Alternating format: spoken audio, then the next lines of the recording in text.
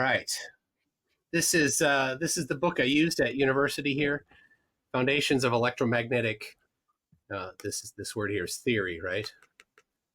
Electromagnetics is theory. And let me show you a little bit here. We got this is for a little prep here. Coulomb's law. This deals with the electrostatics.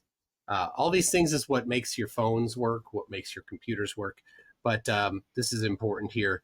One of the things about Coulomb's law is that repulsive for like charges and attractive for unlike charges. That's super important. All it means is that if two things are pluses, they'll repulse. Two things are minuses, they'll repulse. And if they're a plus and a minus, they'll attract each other. An electromagnetic field right here, something that's in an electromagnetic field that has a positive charge will move toward the negative end of that field, and opposite, something that has a negative charge will move toward the positive end of the field. So on flat Earth, down is down, right? On globe Earth, down is every direction towards the center while you're spinning, while you're orbiting, while you're flying through an infinite space vacuum. So that's a little weird. But there's a thing called electrostatics. This is not a theory. Electrostatics is everything. Electrostatics is a theory. The air you breathe, the food you eat, your body, yourself, rocks, everything. Everything has an electrostatic charge. The Earth has a negative charge to it, measurable, testable, repeatable, provable, negative charge to it. And the sky is a positive charge. So anything above the Earth, this, hey, by the way, Jim. He interrupted himself. He did not say anything above the Earth. He didn't finish that. He was going to say, I think, as I've heard it before, that anything above the Earth will get pushed down by this field, but according to actual electrostatic theory, it depends on the charge. This is the most technical we're going to get through the whole thing, but it's really easy. Okay. It's really easy. Okay. So I'm going to keep it easy. So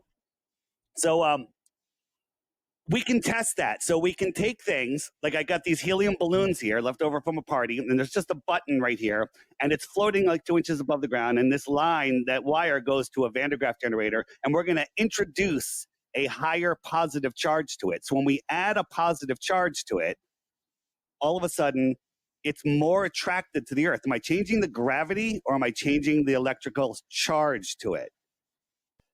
As I covered briefly, a thing that has even a slight negative charge, the slightest negative charge, will be accelerated toward the positive end of a field. The more the charge, the more the acceleration, the harder it will accelerate toward that end. So it's proportional to the charge. Now, he is saying that everything always will go down because there's a positive charge up high and a negative charge down low. That doesn't match electrostatics at all. This is just things that he has said. He doesn't understand. It comes from other people that are just fabricating these things. So if you really wanted to, if that was the case, you just need a cat at every construction site, because a cat will put a negative charge on things. So you rub a cat on your giant pile of bricks that you'd want to bring to the top of your building, and it'll float up. And then you get to the top, and you grab it, and you connect a wire to it to go to the ground, so that it now again will have regular pull down. I don't know. And going to be so much cheaper. Yeah, you'd never have a crane anymore. It'd be so easy.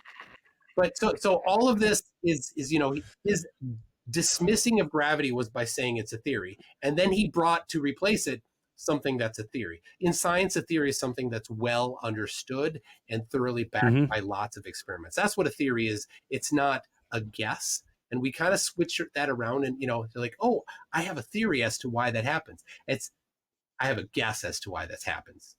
Or yes. Yeah. Yes. But in science, theory is well established things. So gravity is well established. Mass attracts mass. This has been confirmed in numerous experiments where you take something, you let it swivel freely, and then you put mass near it, and it'll cause it to twist. Easy way to confirm Simple, that. Yeah. It's a simplicity. Test is very particular experiment, but people that are careful can do it.